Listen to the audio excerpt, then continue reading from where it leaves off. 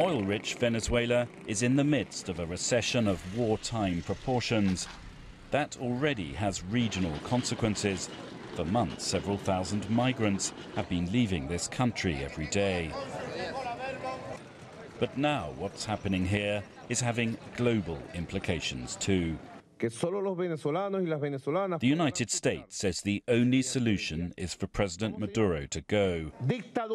Washington has sanctioned him and almost his entire cabinet and restricted Venezuela's access to financial markets. The US is calling out China, which it says is bankrolling the Maduro government and just prolonging the misery. Within our own hemisphere, Beijing has extended a lifeline to the corrupt and incompetent Maduro regime in Venezuela that's been oppressing its own people.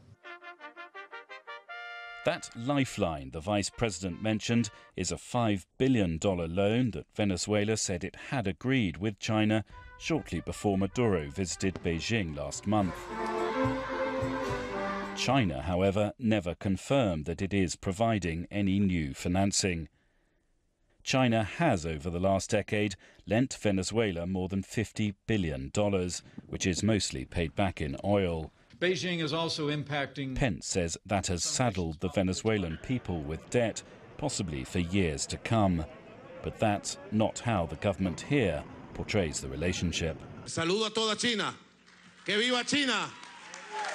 Hours after Pence spoke, President Maduro paid tribute to a Chinese delegation that's been involved in constructing housing projects in Venezuela. He says the China-Venezuela partnership is mutually beneficial. China shows you can be a great power without being an empire, a great power to construct the common destiny of humanity. And it wasn't just China's relationship with Venezuela that Pence took aim at in his speech.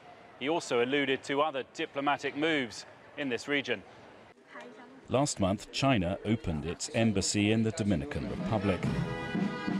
The Caribbean nation is one of three, along with Panama and El Salvador, that has shifted its ties from Taipei to Beijing this year.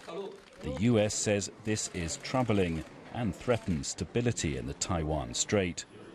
China's response is that the accusation, like others the US has been making, is baseless. Stephen Gibbs, CGTN, Caracas.